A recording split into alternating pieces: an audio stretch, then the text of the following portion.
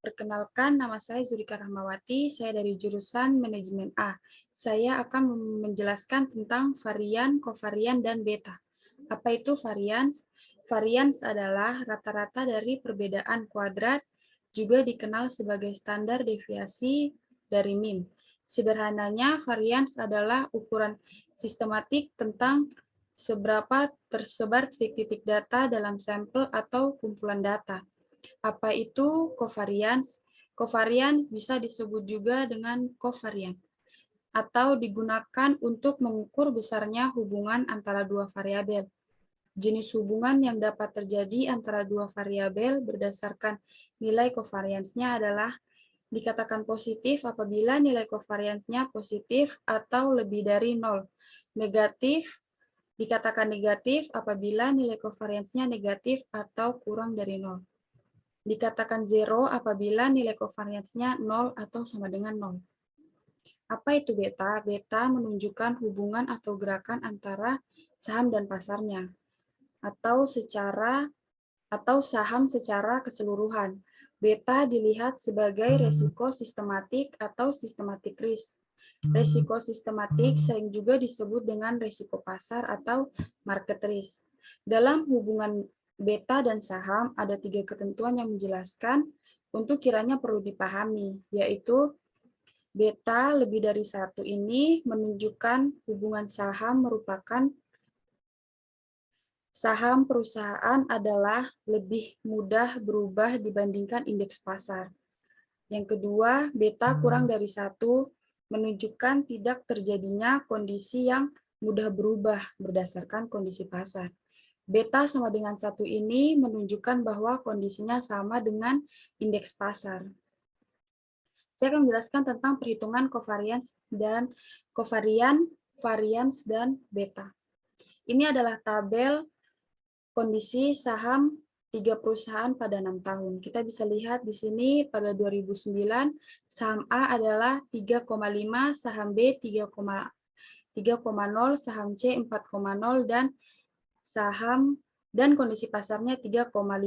2010 saham A 4,5, saham B 3,5, saham C 3,5, dan kondisi pasarnya 4,0.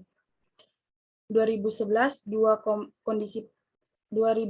saham A 2,5, saham B 2,5, saham C 3,1, dan kondisi pasarnya 4,2. 2012 saham A 3,0, saham B 3,1, saham C 2,5, kondisi pasarnya 4,7. Dan 2013 adalah saham A 4,0, saham B 2,0, saham C 3,0, dan kondisi pasarnya 3,9.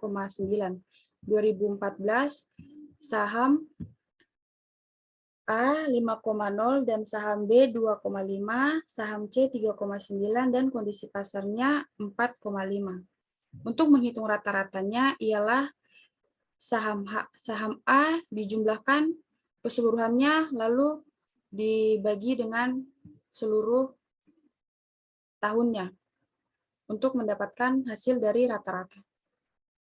Untuk menghitung covariance adalah untuk tahun 2009, covariance untuk saham A pada tabel 1 dikurangi dengan rata-rata saham A. Lalu dikalikan dengan kondisi pasar tabel 1 dikurangi rata-rata kondisi pasar. Dan untuk tahun 2009, saham A pada tabel pertama yaitu 3,5 dan rata-rata pada saham A 3,75 itu dikurangkan dan hasil dan kondisi pasar pada tabel pertama 3,5 dan rata-rata di kondisi pasar 4,133. Lalu keduanya dikurangkan dan dikali hasilnya mendapatkan min 0,015825. Dan itu juga sama yang untuk tahun 2010. Untuk covariance Saham B juga sama menggunakan perhitungan itu, dan untuk covariance C juga itu sama. Untuk menghitung varians dapat menggunakan cara tersebut, yaitu kondisi pasar pada tabel pertama dikurangi dengan rata-rata kondisi pasar, lalu dikuadratkan hasil dari pengurangan tersebut dan mendapatkan hasil 0,400689. Sama untuk tahun 2010 juga. Untuk menghitung beta yaitu sama dengan sigma kovarian dalam kurung SA dengan KP lalu dibagi dengan sigma varian untuk kondisi pasar. Itu kita bisa lihat pada tabel yang di tabel titik 12,3. Tabel 12,1. Lalu hasilnya sama dengan minus